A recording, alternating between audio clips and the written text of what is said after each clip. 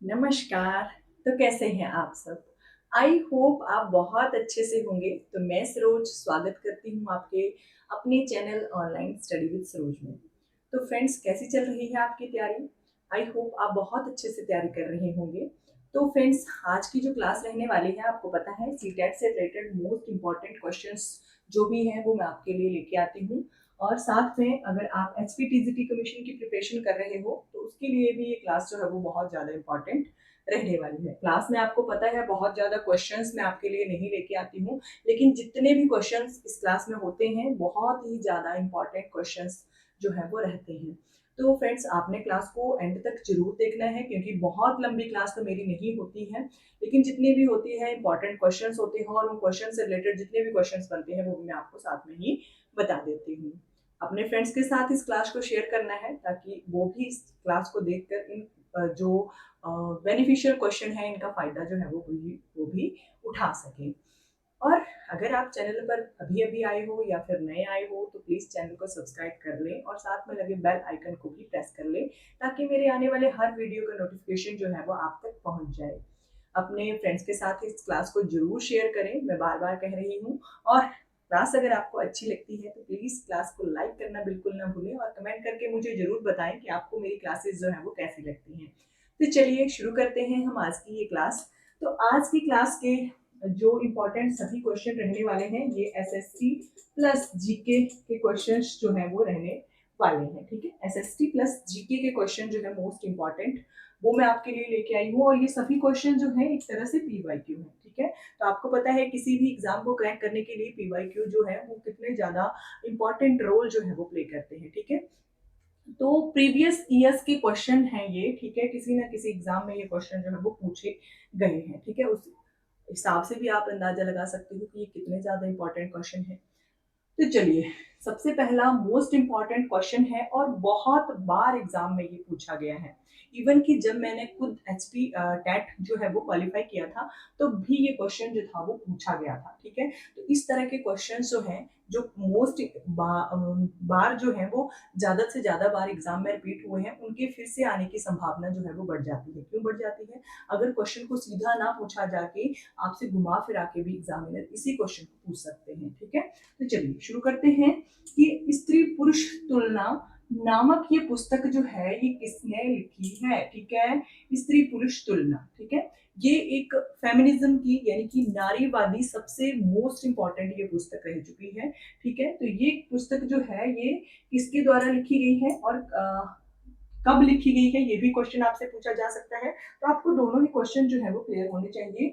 इसको लिखा है ताराबाई शिंदे ने। ठीक है, ताराबाई शिंदे के द्वारा 1882 में ये पुस्तक लिखी गई थी। ठीक है, नारीवादी ये पुस्तक है जिसमें स्त्री पुरुष तुलना, ठीक है, नाम से ही पता चल रहा है स्त्रियों की पुरुषों के साथ या पुरुषों की स्त्रियों के साथ तुलना की गई है कि उस टाइम में जो स्त्री पुरुष थे उनके बीच के अंतर को इस पुस्तक में बहुत अच्छे से ताराबाई शिंदे जी के द्वारा समझाया गया है। ठीक है, तो मोस्ट इंपॉर्टेंट ये पुस्तक है, आपने याद रख लेनी है। ताराबाई शिंदे जी के द्वारा ये पुस्तक जो है वो लिखी गई है। चलिए, मोस्ट इंपॉर्टेंट नेक्स्ट क्वेश्चन भी इंपॉर्टेंट है, और ये क्वेश्चन तो मुझे लगता है बहुत ही ज्यादा आसान भी है और बहुत बार एग्जाम में ये पूछा भी जाता है। तो ये क्वेश्चन है कि माई एक्सपेरिमेंट्स विद ट्रूथ। ठीक है, my experiment with truth Hindi में कह सकते हैं आप कि सत्य के साथ मेरे प्रयोग। ठीक है, सत्य के साथ मेरे प्रयोग। माई एक्सपेरिमेंट्स विद ट्रूथ के लेखक कौन है? तो ये जो पुस्तक है ये महात्मा गांधी जी की पुस्तक है और ये इनकी आत्मकथा है। ठीक है, इसी तरह से जो महात्मा गांधी हैं इनके द्वारा हिंद स्वराज हरिजन नामक की पत्रिका थी, हिंद स्वराज नामक की पुस्तक थी, बहुत सारी रचनाएं जो है वो महात्मा गांधी जी के द्वारा की गई हैं। लेकिन मोस्ट इंपॉर्टेंट जो पूछी जाती है वो यही पुस्तक पूछी जाती है कि माई एक्सपेरिमेंट्स विद ट्रुथ जो है ये किसकी पुस्तक है, या किसके द्वारा जो है वो लिखी गई है। तो ये लिखी गई है महात्मा गांधी जी के द्वारा, जिनको कि हम अपने देश का राष्ट्रपिता भी मानते हैं, या राष्ट्रपिता भी हैं वो हमारे देश के। ठीक है, तो इनसे इंपॉर्टेंट बहुत सारे क्वेश्चंस बनते हैं महात्मा गांधी जी से, कि जैसे कि ये भारत कब लौटे थे, या जब भारत लौटे थे तो उस दिन को हम किस रूप में मनाते हैं। ये सभी क्वेश्चंस मैं आपको पिछली क्लासेस में बता चुकी हूँ। आपने अगर मेरी पिछली क्लासेस अभी नहीं देखी हैं तो प्लीज मेरे चैनल पर जाकर जरूर देखें। उन क्वेश्चंस बहुत ज्यादा इंपॉर्टेंट क्वेश्चंस मैं आपको बता चुकी हूँ।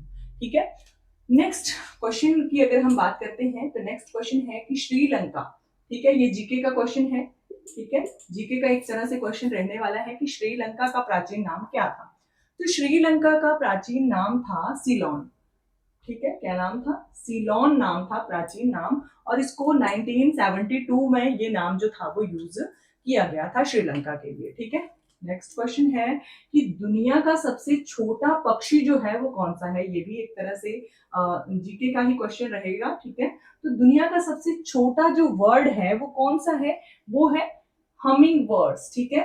एक तरह से हुमिंग बर्ड जो है ये एक दुनिया का सबसे छोटा पक्षी है, और इसकी विशेषता क्या है कि जो पक्षी हैं, जो आम पक्षी हैं वो आगे की तरफ उड़ते हैं, ठीक है, आपने देखा होगा वो आगे की तरफ चलते हैं, लेकिन ये पक्षी जो है ये पीछे की तरफ उड़ता है, ठीक है। जैसे इस तरफ को अगर इसकी चोंच है तो ये पीछे की तरफ को उड़ेगा, ठीक है, ये पीछे की तरफ को चलता है, ठीक है, ये इसकी विशेषता है, और ये दुनिया का सबसे छोटा पक्षी है, द हमिंग बर्ड, ठीक है। नेक्स्ट क्वेश्चन है कि इसी से रिलेटेड अगर आपको छोटे का पता है तो बड़े का भी आपको पता होना चाहिए कि विश्व का या दुनिया का सबसे बड़ा जो पक्षी है वो कौन है, वो है शुतुरमुर्ग, ठीक है। शुतुरमुर्ग का नाम तो आपको पता ही होगा कि दुनिया का सबसे बड़ा पक्षी है ये, सबसे छोटा भी मैंने आपको बता दिया। नेक्स्ट क्वेश्चन की बात करते हैं। नेक्स्ट क्वेश्चन एसएसटी से रिलेटेड जो जीके है वो रहने वाला है, ठीक है। नेक्स्ट क्वेश्चन है कि जो आगरा का किला है इसका निर्माण किसने किया था। तो आगरा के किला का निर्माण किसने किया था, बहुत बार ये क्वेश्चन एग्जाम में पूछा जा चुका है कि आगरा का जो किला है उसका निर्माण किसके द्वारा किया गया था। तो ये किया गया था अकबर के द्वारा, ठीक है, अकबर के द्वारा। और अकबर एक कैसा राजा था, अकबर एक अनपढ़ मुगल राजा था, ठीक है। एक पूरी तरह से अनपढ़ जो रह चुका है पूरी मुगल सल्तनत में, वो अकबर ही है, ठीक है। क्योंकि अकबर का जब जन्म हुआ था तो उस जन्म के बाद ये लगभग 14-15 साल की उम्र में ही इसको राजगद्दी संभालनी पड़ी थी, तो उस दौरान उसको पढ़ने का मौका नहीं मिला था, ये पूरी तरह से अनपढ़ था, ठीक है। ये क्वेश्चन भी एक एग्जाम में पूछा गया है कि कौन सा मुगल जो सम्राट था वो अनपढ़ था, ठीक है। तो अकबर का नाम आपने याद रखना है। और इसी तरह से अगर आपसे पूछा जाता है कि इलाहाबाद का किला किसने बनवाया था, तो इलाहाबाद का किला भी जो है वो अकबर के द्वारा ही बनाया गया था, ठीक है। अकबर के द्वारा ही 1583 में इसको बनाया गया था, ठीक है। आगरा का किला और इलाहाबाद का किला ये दोनों ही आपने याद रखने हैं, अकबर के द्वारा ये बनाए गए थे, ठीक है। नेक्स्ट क्वेश्चन की बात करते हैं। खेल जगत का ये क्वेश्चन है और एक तरह से ये जीके का क्वेश्चन आप कह सकते हो, ठीक है। तो जीके का क्वेश्चन है, यहाँ पर आपसे पूछा गया है कि ये जो डूरंड कप है, और बहुत बार ये एग्जाम में पूछा जाता है कि डूरंड कप जो है ये किस खेल से संबंधित है, ऐसा कौन सा खेल है जिसमें डूरंड कप जो है उससे रिलेटेड करता है, ठीक है। तो डूरंड कप जो है ये फुटबॉल जो खेल है हमारा उससे रिलेटेड है ये डूरंड कप। और डूरंड कप की शुरुआत कब से हुई थी, ये हुई थी 1888 से। आप इसको रिलेट करके याद कर सकते हो कि जब कांग्रेस की स्थापना हुई थी उसके लगभग 2-3 वर्ष बाद ही, यानी कि 1885 में कांग्रेस की स्थापना हुई थी, और उसके लगभग 3 वर्षों के बाद ही 1888 में ये जो डूरंड कप है इसकी स्थापना की गई थी। और इसकी स्थापना कहाँ से की गई थी, तो ये की गई थी शिमला से, ठीक है। शिमला जो कि हिमाचल की राजधानी है, ठीक है, वहां से इसकी शुरुआत की गई थी डूरंड कप की, और ये फुटबॉल का एक कप है। अच्छा, इसी तरह से अगर आपसे पूछा जाता है कि जो रणजी ट्रॉफी है, जो रणजी ट्रॉफी है ये किससे रिलेटेड है, तो ये है क्रिकेट से, ठीक है, क्रिकेट से ये रिलेटेड है। और अगर आपसे पूछा जाता है थॉमस कप, तो थॉमस कप कौन से खेल में दिया जाता है, थॉमस कप जो है ये दिया जाता है बैडमिंटन में, ठीक है, बैडमिंटन में, ठीक है, ये भी इंपॉर्टेंट है। तो इसी तरह से बहुत सारे क्वेश्चन जो हैं ये बनते हैं खेलों से रिलेटेड। आपने लगभग 3 से 4 मतलब जितने भी खेल हैं उनसे रिलेटेड आपने कप जो है या उनसे रिलेटेड जो भी पुरस्कार दिए जाते हैं वो आपने याद रख लेने हैं, ठीक है। तो रणजी ट्रॉफी मैंने आपको बता दी क्रिकेट से है, और बैडमिंटन की थॉमस कप, और फुटबॉल का तो मैंने आपको बता ही दिया कि डूरंड कप जो है वो फुटबॉल से रिलेटेड है, ठीक है। वैसे तो मैक्सिमम डूरंड कप ही पूछा जाता है, लेकिन एग्जामिनर जो है कई बार एक तरह से आपको सुगम वो होते हैं, मिलान करने के लिए क्वेश्चंस आते हैं, ठीक है। तो मैच द फॉलोइंग में आपको ये क्वेश्चंस आ सकते हैं कि एक तरफ से हो सकता है ट्रॉफीज के नाम हो और एक तरफ से दूसरी तरफ खेलों के नाम हो सकते हैं, उनको आपको मिलाने को आ सकता है, तो इसलिए आपको पता होना चाहिए, ठीक है। नेक्स्ट क्वेश्चन की बात करते हैं। नेक्स्ट क्वेश्चन भी खेल से ही रिलेटेड है। तो ये क्वेश्चन है कि वॉलीबॉल जो है ये भारत के 3 पड़ोसी देशों का राष्ट्रीय खेल है। तो वॉलीबॉल जो है ये कौन से ऐसे भारत के पड़ोसी देश हैं जिनका ये राष्ट्रीय खेल है, ठीक है। तो श्रीलंका और नेपाल दोनों का ही राष्ट्रीय खेल जो है ये वॉलीबॉल है, ठीक है। श्रीलंका और नेपाल ये दोनों ही आपने याद रखने हैं। श्रीलंका और नेपाल दो ऐसे देश हैं भारत के पड़ोसी जिनका जो राष्ट्रीय खेल है वो वॉलीबॉल है, ठीक है। तो ये आपने याद रखना है। नेक्स्ट क्वेश्चन आता है कि सती प्रथा का अंत हिस्ट्री से रिलेटेड, यानी कि एसएसटी हिस्ट्री से रिलेटेड ये क्वेश्चन है कि सती प्रथा का अंत किस समाज सुधारक के द्वारा किया गया था। मोस्ट इंपॉर्टेंट क्वेश्चन है ये कि सती प्रथा का अंत जो है ये किस समाज सुधारक के द्वारा किया गया था। तो ये राजा राम मोहन राय जी के द्वारा किया गया था, ठीक है। आपको पता है सती प्रथा एक कुप्रथा थी हमारे हिंदू समाज की, जिसमें कि जब एक औरत का पति मर जाता था तो उस औरत को भी साथ में उस चिता में जिंदा ही जला दिया जाता था, ठीक है। बहुत सारा धुआं किया जाता था, ढोल नगाड़े बजाए जाते थे ताकि उस औरत के चीख पुकार को या उसके रुदन को कोई सुन ना सके, ठीक है। तो उस औरत का जो बलिदान है वो जिंदा ही दे दिया जाता था उस औरत के पति की चिता के साथ। और होता क्या था कि उस टाइम पे जो बहुत बूढ़े बूढ़े व्यक्ति होते थे उनके साथ भी छोटी छोटी कन्याओं का विवाह जो था वो कर दिया जाता था। 9 से 10 साल की उम्र की लड़की की शादी 60-60 साल के बुढ़े के साथ कर दी जाती थी, ठीक है। वैसे ये एक कुरीति थी, सच मानो तो ये एक सच में एक बहुत बड़ी कुरीति थी। और जब उस व्यक्ति की मृत्यु हो जाती थी तो उस लड़की को साथ में ही जला दिया जाता था। उसको दूसरी बार जिंदगी जीने की जो आज्ञा थी वो नहीं थी, ठीक है। उसको साथ में ही उस चिता के साथ ही जला दिया जाता था, ठीक है। तो उसको जिंदा जलाया जाता था। एक तरह से कितनी गंदी ये प्रथा थी, कितनी बुरी ये कुप्रथा थी। इस प्रथा से छुटकारा दिलाने वाले थे राजा राम मोहन राय। जब उन्होंने एक बार इस दृश्य को स्वयं अपनी आंखों से देखा तो वो इतने अंदर से झकझोर दिया इस घटना ने उनको कि उन्होंने निर्णय कर लिया कि अब तो मैं इस प्रथा को समाप्त करके ही रहूंगा। लेकिन लोग जो थे वो इनकी बातों को कहाँ मानने वाले थे। तो उन्होंने क्या किया, उन्होंने 1828 और 29 में, ठीक है, एक एक्ट पास करवाया उन्होंने, ठीक है। और उस एक्ट को पास करवाने के लिए जो गवर्नर जनरल थे वो भी आपसे पूछे जाते हैं, लॉर्ड विलियम बेंटिक थे, ठीक है। वो भी नाम आपने याद रखना है, लॉर्ड विलियम बेंटिक, ठीक है। उनकी सहायता से उन्होंने एक एक्ट पास करवाया कि सती प्रथा का अंत होगा, ठीक है। जो भी सती को या लड़की को उसके हस्बैंड के साथ उसकी चिता में जलाता हुआ पाया गया उसको जो है वो कठोर से कठोर सजा जो है वो दी जाएगी, ठीक है। एक तरह से कानूनी अपराध इसको घोषित कर दिया गया राजा राम मोहन राय जी के द्वारा, ठीक है। तो ये भी पूछा जा सकता है कि कौन सा ईयर था, 1828 और 29 का ईयर था, ठीक है। और उस टाइम पर जो गवर्नर जनरल थे जिन्होंने इस बिल को पास किया था वो कौन थे। तो लॉर्ड विलियम बेंटिक थे, ठीक है। मोस्ट इंपॉर्टेंट क्वेश्चन है और बहुत बार मैं इस क्वेश्चन को बता चुकी हूँ, ठीक है। हिस्ट्री से रिलेटेड बहुत ज्यादा क्वेश्चन ये है जो है वो पूछा जाता है, ठीक है। और हर बार अलग अलग फॉर्म में ये क्वेश्चन पूछा जाता है। और जो एस्पिरेंट्स होते हैं या जो स्टूडेंट्स एग्जाम में बैठे होते हैं वो बहुत ज्यादा इस क्वेश्चन को लेकर कंफ्यूजन में रहते हैं, ठीक है। तो मैंने इस क्वेश्चन से रिलेटेड आपको फैक्ट बता दिए, ठीक है। इंपॉर्टेंट है ये क्वेश्चन, पढ़ लेना है आपने। अगर आप नोट्स बनाते हो तब तो बहुत अच्छी बात है। उस क्वेश्चन को जरूर एक अंडरलाइन करके लिखें कि मोस्ट इंपॉर्टेंट ये क्वेश्चन है, ठीक है। चलो नेक्स्ट क्वेश्चन की बात करते हैं। तो नेक्स्ट क्वेश्चन है कि सबसे ज्यादा बहादुरी का जो पुरस्कार है वो भारत में कौन सा है। तो जो सबसे ज्यादा बहादुरी के लिए सबसे ज्यादा जो भी बहादुर इंसान है जो बहादुरी के लिए पुरस्कार दिया जाता है तो वो कौन सा पुरस्कार दिया जाता है। तो वो दिया जाता है परमवीर चक्र, ठीक है। परमवीर चक्र जो है ये बहादुरी के लिए भारत में दिया जाता है, ठीक है। सबसे बड़ा ये बहादुरी का पुरस्कार है, ठीक है। ये आपने याद रखना है। अगर आपसे क्वेश्चन इस प्रकार से पूछा जाता है कि भारत में सबसे प्रथम व्यक्ति कौन था जिसे परमवीर चक्र प्राप्त हुआ था, ठीक है। परमवीर चक्र प्राप्त करता भारत के पहले व्यक्ति कौन थे। तो वो आपने याद रखना है, मेजर सोमनाथ शर्मा, ठीक है। सोमनाथ शर्मा, ठीक है। मेजर सोमनाथ शर्मा जो थे इनको मरणोपरांत ये प्राइज जो था वो मिला था, ठीक है। जो एक परमवीर चक्र जो है इनको इनके मरने के बाद दिया गया था, ठीक है। तो ये सबसे पहले भारत के परमवीर चक्र विजेता थे। चलिए बात करते हैं नेक्स्ट क्वेश्चन की। कालिदास को भारत में क्या कहा जाता है और किस नाम से इनको जाना जाता है। कालिदास को भारत का क्या कहा जाता है। तो कालिदास को भारत का शेक्सपियर कहा जाता है, ठीक है। भारत का इनको शेक्सपियर कहा जाता है। और कालिदास की अगर रचनाओं की बात करें तो इन्होंने मेघदूतम, अभिज्ञान शाकुंतलम, बहुत सारी रचनाएं जो हैं कालिदास के द्वारा की गई हैं, ठीक है। तो कालिदास से रिलेटेड मैंने आपको बता दिया, इनको शेक्सपियर कहा जाता है। और अभिज्ञान शाकुंतलम, मेघदूतम और भी बहुत सारी रचनाएं जो थी इनके द्वारा की गई थी। ठीक है, चलिए बात करते हैं नेक्स्ट क्वेश्चन की। मोस्ट इंपॉर्टेंट नेक्स्ट क्वेश्चन है, और आई होप ये क्वेश्चन आपने पढ़ा भी होगा, कहीं ना कहीं जरूर पढ़ा होगा इस क्वेश्चन को, लेकिन अलग तरह के फॉर्म में इस क्वेश्चन को मैं आपके लिए लेके आई हूँ। तो यहाँ पर पूछा गया है कि 8 मार्च को कौन सा दिवस जो है वो मनाया जाता है।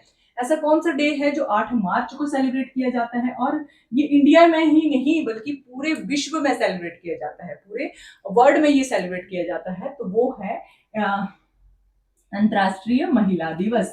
ठीक है, वुमेन डे जो है एक तरह से 8 मार्च को ये मनाया जाता है। ठीक है, 8 मार्च को वुमेन डे जो है वो मनाया जाता है। ठीक है, वुमेन डे ये मनाया जाता है, इंटरनेशनल वुमेन डे है ये, और जो कि 8 मार्च को सेलिब्रेट किया जाता है। अच्छा, अगर मैंने अभी आपको एक क्वेश्चन भी बताया था कि जब महात्मा गांधी भारत आए थे तो उस दिन को हम कौन से दिवस के रूप में मनाते हैं। महात्मा गांधी जी भारत आए थे 9 जनवरी 1915 को, तो 9 जनवरी को हम कौन से दिवस के रूप में मनाते हैं। बहुत बार मैं आपको बता चुकी हूँ, आपने मुझे कमेंट करके बताना है कि 9 जनवरी वाला दिन जो है उसको हम किस 9 जनवरी, ठीक है, जो 9 जनवरी का दिन है उसको हम किस दिवस के रूप में मनाते हैं। ठीक है, क्या दिवस उसको कहते हैं हम। ठीक है, तो ये भी आप इंपॉर्टेंट क्वेश्चन है, आपने मुझे कमेंट करके जरूर बताना है। अगर आप मेरी वीडियो देख रहे हो तो प्लीज जरूर कमेंट करके मुझे बताएं कि 9 जनवरी जब महात्मा गांधी जी भारत वापस लौटे थे दक्षिण अफ्रीका से, तो उस दिन को हम किस दिवस के रूप में सेलिब्रेट करते हैं। ठीक है, 8 मार्च का दिन मैंने आपको बता दिया। नेक्स्ट क्वेश्चन है एसएसटी का, और हिस्ट्री से रिलेटेड ये क्वेश्चन है, इंपॉर्टेंट क्वेश्चन है। म्यूर सिंहासन, ठीक है, म्यूर सिंहासन, पीकॉक थ्रोन हम जिसको कहते हैं इंग्लिश में, ये किसके द्वारा बनाया गया था। तो ये जो म्यूर सिंहासन है ये किसके द्वारा बनाया गया था, और ये क्यों इतना इंपॉर्टेंट है कि इसको हम जीके के क्वेश्चंस में या हिस्ट्री के क्वेश्चंस में पढ़ रहे हैं। ये इसलिए इंपॉर्टेंट है कि ये जो म्यूर सिंहासन है ये पूरी तरह से सोने का बना हुआ था। ठीक है, ये जो एक तरह से सिंहासन था, एक चेयर थी, उसको पूरी तरह से सोने की ये चेयर थी, और इसके सबसे ऊपर जो था, ऊपर वाले पार्ट में यहाँ पर कोहिनूर का हीरा जो था वो लगाया गया था। ठीक है, जो कोहिनूर है वो लगाया हुआ था। ठीक है, तो इसको जो है वो म्यूर सिंहासन का नाम है, लेकिन इसको तख्ते ताउस भी कहा जाता है। अगर आपसे तख्ते ताउस भी पूछा जाता है कि किसके द्वारा बनाया गया था, तब भी आपका आंसर होगा शाहजहां। ठीक है, शाहजहां के द्वारा ये म्यूर सिंहासन बनाया गया था। ठीक है, बाद में इसको नादिर शाह के द्वारा लूट लिया गया था, और उसके बाद इसका जो कोहिनूर का हीरा है ये आपको पता है अब जो ब्रिटिशियर हैं वो ले गए थे। ठीक है, तो उनके पास है अब ये हीरा, कोहिनूर का हीरा जो इस सिंहासन में लगा हुआ था। ठीक है, इंपॉर्टेंट है ये क्वेश्चन, शाहजहां के द्वारा तख्ते ताउस या फिर म्यूर सिंहासन जो है वो बनाया गया था। ठीक है, पूरी तरह से ये गोल्ड का था। नेक्स्ट क्वेश्चन है, फ्रंटियर गांधी या फिर सीमांत गांधी जो है किन्हें कहा जाता है। आपसे एग्जाम में या तो फ्रंटियर गांधी नाम से पूछा गया होगा या सीमांत गांधी के नाम से पूछा गया होगा, तो मैंने दोनों ही लिख दिए हैं ताकि आपको याद करने के लिए आसान रहे। तो सीमांत गांधी जो है ये किन्हें कहा जाता है, या किनकी उपाधि है, उपाधि कह सकते हो आप, एक नाम कह सकते हो। ठीक है, तो ये किन्हें दिया गया था, फ्रंटियर गांधी या फिर सीमांत गांधी का नाम। ठीक है, तो ये दिया गया था खान अब्दुल गफ्फार खान को। ठीक है, खान अब्दुल गफ्फार खान को। ठीक है, तो ये इन्हें दिया गया था, फ्रंटियर गांधी या फिर सीमांत गांधी का, और ये जो थे एक तरह से फ्रीडम फाइटर थे। ठीक है, फ्रीडम फाइटर। ठीक है, एक तरह से ये फ्रीडम फाइटर थे, और ये भारत के, इनको भारत रत्न प्राप्त है, लेकिन ये भारत के निवासी नहीं थे। तो ये पहले नॉन इंडियन व्यक्ति थे जिनको ये जो अवार्ड है या ये जो प्राइज है ये मिला था, भारत रत्न। ठीक है, भारत रत्न इनको नॉन इंडियन होते हुए भी मिला था। ठीक है, तो ये जो भारत रत्न है इनको 1987 में मिला था। ठीक है, 1987 में ये जो अवार्ड है इनको भारत रत्न ये दिया गया था, और ये जो थे एक तरह से फ्रीडम फाइटर थे, खान अब्दुल गफ्फार खान, और इनको हम सीमांत गांधी या फिर फ्रंटियर गांधी के नाम से जानते हैं। ठीक है, इंपॉर्टेंट है ये क्वेश्चन, बहुत ज्यादा याद रखने हैं आपने। चलिए नेक्स्ट क्वेश्चन की बात करते हैं। तो नेक्स्ट क्वेश्चन भी इंपॉर्टेंट है। नेक्स्ट क्वेश्चन है एक तरह से जीके का क्वेश्चन रहने वाला है ये कि भारत का जो सबसे बड़ा किला है ये कौन सा है। तो भारत का जो सबसे बड़ा किला है, आपको पता है भारत में बहुत सारे किले जो है वो पाए जाते हैं। ठीक है, बहुत सारी जगहों पर किले हैं। ठीक है, मोस्ट इंपॉर्टेंट बहुत जगहों पर आप कह लो कि पूरे भारत में मैक्सिमम बहुत सारे किले हैं जो राजाओं महाराजाओं के द्वारा बनाए गए थे, ठीक है। अगर हिमाचल की बात करूं मैं तो हिमाचल में सुजानपुर में है और एक कांगड़ा का किला है, ठीक है। बहुत सारे किले हैं इसी तरह से इंपॉर्टेंट, ठीक है। तो जो भारत का सबसे बड़ा किला है वो कौन सा है, वो है चित्तौड़गढ़ का किला, ठीक है। चित्तौड़गढ़ का किला, और ये राजस्थान में पाया जाता है। और ये किला इतना बड़ा है कि आज दिन तक इसकी दीवारों को कोई भी जो है वो पार नहीं कर पाया है, ठीक है। बहुत बड़ा ये किला है, ठीक है। नेक्स्ट क्वेश्चन की बात करते हैं। नेक्स्ट क्वेश्चन है कि बंगाल का दुख नाम से कौन सी नदी जो है वो प्रसिद्ध है, ठीक है। बंगाल का दुख इस नदी को कहा जाता है, वो है दामोदर नदी, ठीक है। ये आपने याद रखना है। और आपको पिछली वीडियो में मैंने ये भी बताया था कि इस नदी पर भारत की पहली बहुउद्देशीय परियोजना जो थी वो चलाई गई है, ठीक है। तो ये बंगाल का दुख नाम से ये प्रसिद्ध है नदी। तो ये दामोदर इस नदी का नाम है। और ये इस अगर बिहार का शोक आपसे पूछा जाता है, क्या ये बिहार का दुख वाली नाम वाली नदी आपसे पूछी जाती है, तो वो है कोसी नदी, ठीक है। कोसी नदी को बिहार का दुख कहा जाता है या बिहार का शोक कहा जाता है, और बंगाल का दुख कहा जाता है दामोदर नदी को, ठीक है। इंपॉर्टेंट है ये क्वेश्चन। चलिए बात करते हैं लास्ट इस क्वेश्चन की, हमारे आज की क्लास के लास्ट क्वेश्चन की। तो लास्ट क्वेश्चन है कि जलियांवाला बाग हत्याकांड जो है ये कब हुआ था। हिस्ट्री से रिलेटेड ये सॉरी एसएसटी से रिलेटेड ये क्वेश्चन है। मॉडर्न जो हिस्ट्री है उससे रिलेटेड, पॉलिटी से रिलेटेड आप कह सकते हो इस क्वेश्चन को। तो ये जलियांवाला जो बाग हत्याकांड है ये कब हुआ था, ये हुआ था 13 अप्रैल 1919 वाले दिन, ठीक है। बहुत बड़ा नरसंहार हुआ था जिसमें हजारों की संख्या में बहुत सारे लोग जो थे वो मारे गए थे, जिसमें बच्चे बूढ़े स्त्रियां सब शामिल थे। और ये दिन जो था ये विशाखी वाला दिन था, ठीक है। एक शांतिपूर्ण सभा करने के लिए जो था अमृतसर में एक जगह पर लोग इकट्ठे हुए थे, उनके ऊपर निहत्थे लोगों के ऊपर जो था वो जनरल डायर के द्वारा जो था वो गोलियां चलाने का आदेश दे दिया गया था। और बहुत बड़ा एक नरसंहार हुआ था, बहुत लाशें ही लाशें वहां पर थी, ठीक है। तो ये बहुत बड़ा दिन था ये जलियांवाला बाग हत्याकांड, ठीक है।